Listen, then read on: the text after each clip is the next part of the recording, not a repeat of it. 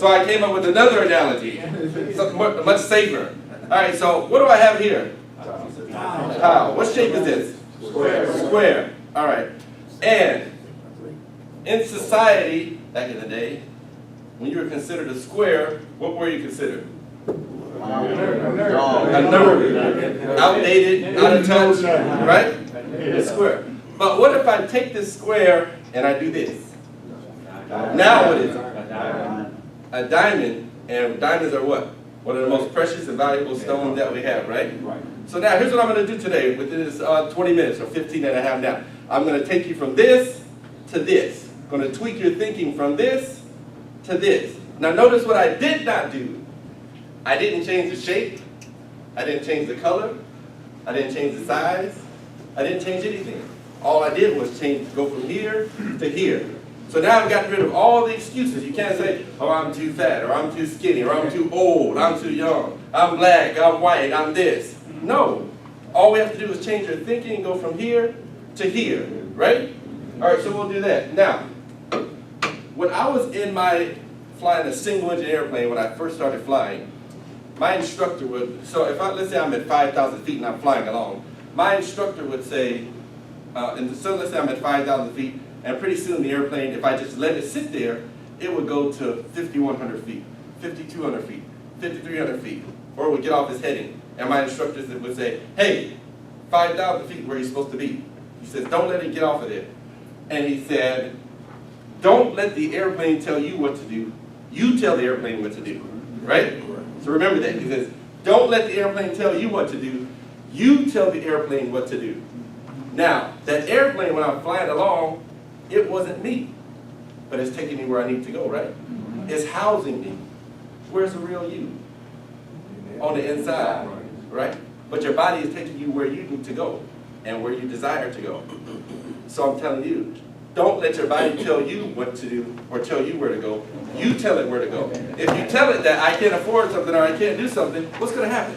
It'll aimlessly go anywhere, just like that airplane, right?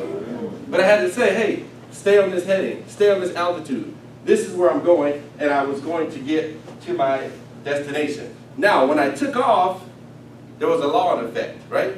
The law of lift. So when I'm going down the runway, I'm participating in a law. Every time I go down the runway, I just flew in last night, going down the runway, participating in that law. What law have we been taught here?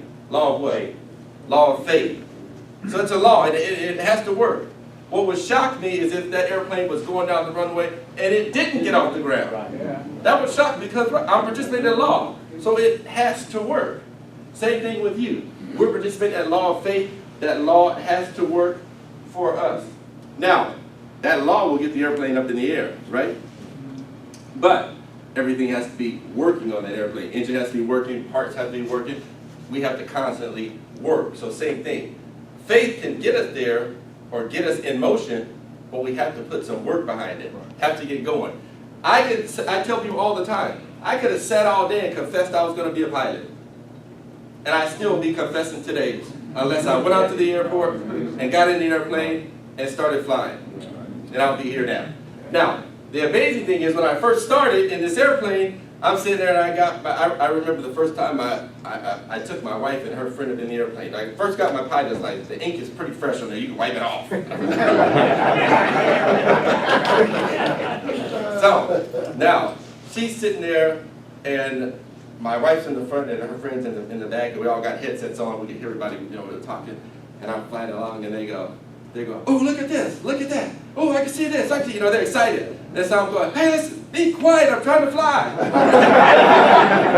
Right? Now, exactly, trying to concentrate. I'm a little bit nervous there, but I know what's going on, I'm trying to fly. Now, here I am. At that point, I was doing 100 miles per hour, and I'm sitting there holding, looking at this, watching everything right here. Last night, I'm doing 600 miles per hour, and I'm sitting there talking to my buddy, talking to my co-pilot. No big deal. Because I've done it over and over and over here. And so now it's, granted, I got my passengers in mind, I got everybody else in mind, but I'm sitting there and it's no big deal.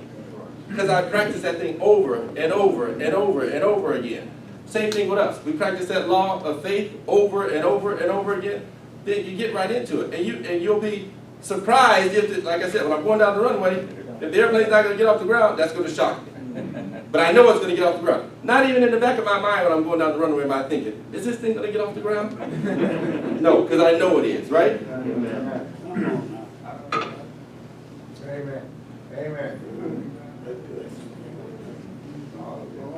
So, let me tell you why what happens when your thinking has changed, right? We're on movie number 2. How many of you have seen Back to the Future? Right? That's right, Lord. Let me tell you what happens when you don't have the correct thinking. All right, so there's a part in Back to the Future where he shows the timeline. This is your timeline, right? Here's the past. This is in Back to the Future 2. Remember they went to the other reality that they weren't supposed to go to, right? So here's the past, here's the future. Somewhere in here, this is your timeline right here. So now, if you're not living the life you're supposed to live, or living or doing what you're supposed to be doing, it's because somewhere in here, you started meditating on the wrong thing, right? You meditated on the wrong thing. What happened? Instead of you living the reality that you're supposed to live, you went to this alternate reality right here. It's alternate. It's reality for everybody else because they look at you and they just say, "Oh, I guess this guy's supposed to be struggling or living just like everybody else." But we know we're not supposed to be living like that, right? So I said, it's a reality for everybody else, just like in that movie. That alternate 1985 was a reality for everybody else, but it wasn't reality for them. So now what you have to do is, you have to go back to the past here. How do we go back to the past? 121 gigawatts, right? No. What you have to do here is you got to go back to the past and figure out, what have I been meditating on? Maybe I need to meditate on something different. Maybe I need to meditate on things that's going to get me where I need to be. And now you're going to erase this alternate reality and you go back here and now you live that lifestyle that you're supposed to live. Right? That's movie number what? Movie number 2? Yes. All right, so we have to change that, correct? So, now, you say, well, what are some things that I need to do to change that? Well, let me tell you what happened when I first started flying, or when I got ready to start flying. When I got ready to start flying and I told a friend of mine, that, or a coworker that I was going to fly, you know the first thing you said? Yeah. Black people don't fly. Don't do that. That's what they told me. Black people don't fly. I told my mom downstairs, so you keep this in here. I told my mom I'm going to fly. She said, what? No, I don't know about that. They talked me out of it. Because the first thing you have to do is take a demo flight. See if you like it. And they talked me out of it. So then weeks go by again. I said, I'm going to fly. Talk to a friend of mine. I'm going to fly. And he says, I told you, black people don't fly. Let him talk me out of it again. So finally, I said, okay, I'm going to change things this time. I'm going to go set up this demo flight, and I'm not going to let anybody know about it. Amen. So I went to the demo flight, came home, told my mom, hey, you got off work a long time ago, where have you been? I went flying. What? You did what? I went flying, and now I was already hooked on it. I already did it. Went back to my same coworker, and I said, hey, listen, I took a demo flight. I told you, black people don't fly. It was too late. Too late. I was already hooked on it, right? Now, so here's one thing that I had to do. Here's my release. This is what they call a release. This is all my paperwork here. I didn't print off all the pages here, but I printed off the first 3 pages of my release. Now this is my paperwork here that I used to fly. See my flights on here from San Francisco to Los Angeles. That's what I did late last night, right? So, on here are the required crew members of the airplane, right? See that right there? That says, yeah. all right, so you see, what names do you see on there? So you see, Carr, Warwick, Black, Boswell. Those are the required crew members. Now what's next to my name? I kind of did that right there. I kind of messed up. What's next to my name right there? What is that? FIC? I wrote it right there. Oh, RC? PIC. PIC, okay. PIC, right? That's pilot in command. Pilot in command.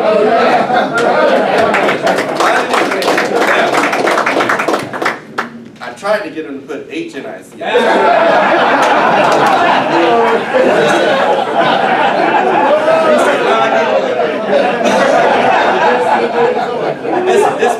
no, I can't do that. So, but as I said, it's only the required crew members on there, right? The guy that was in first class last night, not on here. Guy sitting way in the back, not on here. I get a little emotional when I say this. All these people sitting in the back, not on here. Why? They are not the required crew members. Those are the guys that's going to get me to where I need to be. Those are the guys that's going to get me if something goes wrong. We're going to take care of it right here. These guys here. Yes, yes. So, get those other people out of your life that don't belong. Amen. Those are the required crew members that's going to get you where you need to be. Amen. Right? Amen. You did 2 movies, right? 3rd movie. Here's something that you have to do. Who saw Coming to America? Oh, yeah. Coming to America. Who remember the barbershop scene? There's Tom. You never met so-and-so. You never did this. You never did. What did Eddie Murphy say right then and there? I'm going to be nice about it. He said, blank you, and blank you. Who's next? Right? Am I right? That's what he said, right? Yeah. That's my G version. I got my kids back there. But what did he do? That's something that you might use the G version, not the other version. But that's something that you might have to do to get those people out of your life to tell you can't do it. You got to say, blank you, and blank you. Who's next? Let's get them out of there. They don't belong. They are not supposed to be in your life. They're not the required crew members on here. All right? Next thing you need to do to get where you want to be. I love this guy that I follow. It's a guy that I associate with, and he's a multi-millionaire. And he said, what I do is, or what I had to do before I got here, I had to go smell the leather. Smell the leather? What do you mean? He said, I had to go smell the leather. He said, when I wanted a luxury car, I sat in the car. I smelled the leather. I saw myself there, right? Smell the leather, right? That's what you have to do. You have to go smell the leather. If you say, man, I can't, if there's anybody here who says, man, I can't afford to go on that cruise, I can't do that. We got a port right down there in San Pedro. Go to the port and walk down there. See yourself getting on there. You say you can't afford that car or whatever, I won't get into names or anything like that. Then you go sit in that car. Now, I did that a couple weeks ago with my kids. We went to a luxury dealership. I won't say what it is, but we went to the dealership. Now, the whole time I'm driving there, I go, this is crazy. That's what's going on in my mind. This is crazy. And I said, they're going to ask me, what do I do? They're going to ask me, well, what, and all this stuff is going through my mind, right? But I'm still going. So I got to get there. I can't let my mind talk me out of this. I have to, because I know what's inside of here. So I walked in the dealership, and the lady said, hey, come on in. I mean, she welcomed me in. She said, you guys just looking around today? I said, yeah, we're just going to look around. So we started looking around. We're looking at these different cars and stuff like that. And so I asked my oldest son back there, I said, hey, so what do you think? And he leaned on the car and he said, well, Dad, I said, man, that car costs more than our house. Get off that car. But changing their thinking too. They're thinking back here, changing it at that age, because they haven't got to that point where we've been bombarded with somebody saying you can't do this or you can't do that. Movie number 4, I was Boys in the Hood, right? Saw Boys in the Hood. When they killed Ricky, Ricky was, so Cuba Gooding Jr. got in the car with Ice Cube, right? They're on their way to go kill somebody, retaliate, go kill somebody else, right? Cuba Gooding Jr. knows he's not supposed to be there. What does he say? Hey, don't. Stop the car. I'm out. Right? Going someplace he's not supposed to go. So, those people that you're associating with that may be having you go someplace you're not supposed to go, you got to say, hey, don't. Stop the car. I'm out. I'm going someplace else. I'm not going in that direction. Right? You have to do that. Okay, so, that's another thing. Let me show you something. This is an old picture. Look at this.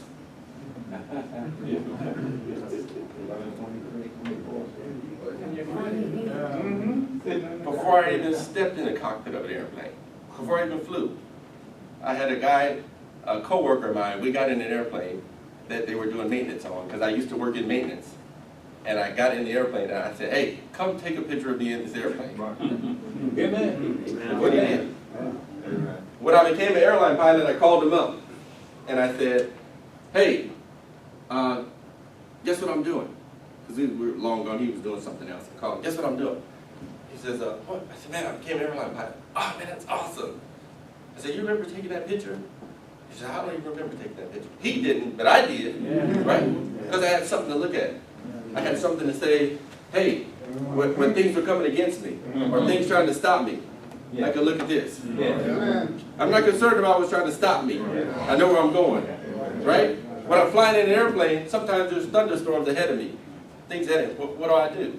That's not going to stop me from getting to my destination. I'll go around it, or go above it, or whatever I need to do. I'll do it. But I am going to get to my destination. So, as I said before, remember, that airplane is constantly working. That faith is going to get you off the ground, participating in that law, or the law of lift gets me off the ground, right? But I'm constantly working. That airplane is constantly working. It's amazing to me that the airplane, like some of these airplanes now, I think the longest flight now is I think 20 hours in the air. Almost a full day in the air. Engines constantly working. Things constantly going to get you to your destination. I'll wrap it up with this. My last movie, number 5, Tell You Why I'm Here. Set It Off. Remember that movie? Yeah. Queen Latifah, all that, right? So, Queen Latifah's standing there, and when they decide they're going to rob this first bank, they're thinking about it. What are we going to do? They all say, oh, come on. What's Queen Latifah do? Run in there. She ran in there, went going. Ran right in there to go rob the bank, right? Then the girls followed. And then afterwards, they come back to their little gathering point or whatever, and they go, hey, that's Queen Latifah. Why did you do that? And she said, because I had to push y'all. I had to push you. She said, if I was looking at with you guys, she said, we would have sat there and been contemplating all day. Whether we're going to do this or not. So that's my thing. I say, I have to push everybody. I have to push them here. Because I've been flying for about 17 years now. And I still will sit up there sometimes and I go, I can't believe that. This is what I'm doing. I'm sitting up there. Now, because I took a step out to do what I wanted to do, or do what I desired, or what was in the desire of my heart, and I stepped out to do it, and God showed me how to do it and brought me there. Now, I'll never, ever, listen to me, never, ever have to sit there and look up and say, I wonder what it'd be like to fly that airplane. Amen. Never.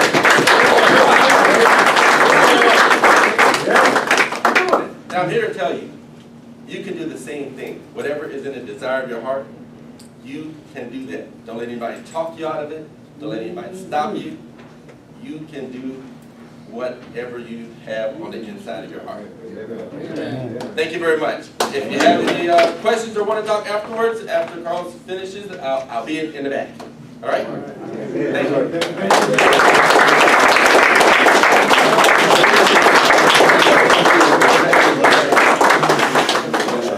Okay.